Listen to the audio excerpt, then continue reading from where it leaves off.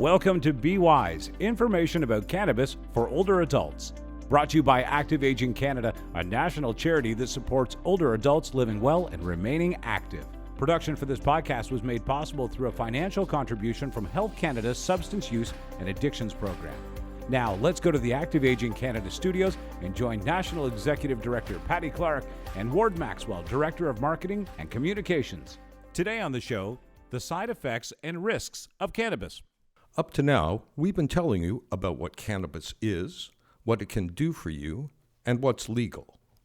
And now we're going to talk to you about cannabis and what you cannot do, what you should not do, and share some good advice with you. First, we're going to talk about side effects. A side effect is any adverse or unwanted effect of using a medical product. In other words, if you take a medicine that makes you sick to your stomach, that's an adverse reaction and an unwanted side effect. Thanks for that definition, Ward. Here's a list of possible side effects of using cannabis. Now remember, these things aren't necessarily going to happen if you use cannabis, but these are reactions that are possible. Some of the short-term effects reported by older adults include things such as a dry mouth, feeling of drowsiness, dizziness, or a headache. They may even experience cognitive problems such as reduced memory, reduced attention span, slowness to react, poor judgment, or problem-solving ability.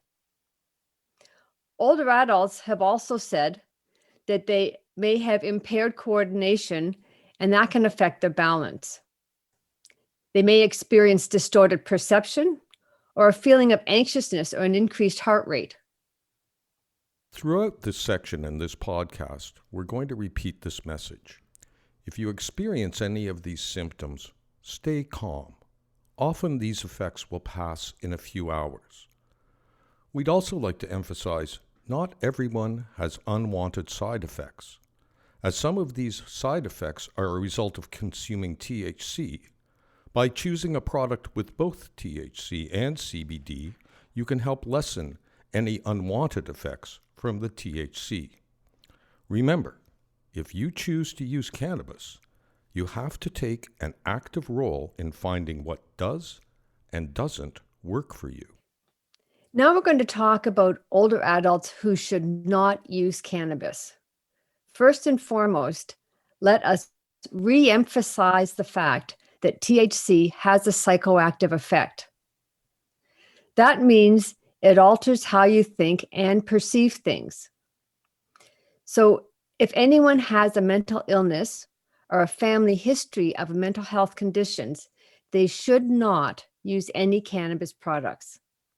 And that applies to people who suffer from depression, anxiety, or psychosis. If that sounds like you, please do not use cannabis. It's not going to be good for you and it won't help you. Also, a lot of people, when they use cannabis, they smoke it. And we really have to emphasize to you, smoking's not good for you. We're from Active Aging Canada, and we encourage all older adults to embrace taking care of themselves by being active. There's no way we're going to condone, let alone encourage, smoking. If you're going to inhale, we really encourage you to consider vaping, but we prefer you not to smoke at all. Why?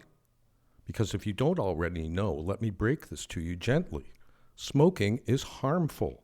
Smoking is not good for you. Smoking will adversely affect any heart or blood pressure problems, and tobacco smoke is proven to cause cancer. If you have any health conditions that affect your heart or breathing, please don't smoke. And if you don't have any health problems associated with your heart or breathing, good for you. Smoking still isn't good for you. Please, please don't do it. Another risk that we want to talk about is the risk associated with balance. Older adults with impaired balance should definitely not use cannabis as it increases the loss of the balance. Earlier, we mentioned how cannabis can affect your impaired coordination. So even if you have good balance, you still can be affected by the effects of the cannabis. So if you use cannabis, please be careful. The research shows that older adults who use cannabis may have an increased risk of injuries requiring visits to the emergency room, and none of us want to see that happen. Well, I imagine that's a lot of sobering information for everyone. And that's it for today's podcast. Join us for our next podcast when we get into some of the risks associated with cannabis use. Thanks, Patty. Thanks, Ward. Talk to you next week. Well, that's all the time we have for today. For more information, go to activeagingcanada.ca, where you can order a copy of our Be Wise booklet. It's available in 17 languages and is free. The views expressed in this podcast do not necessarily represent the views of Health Canada's Substance Use and Addictions Program. Join us for our next podcast, and until then, remember to be active, be healthy, and be wise.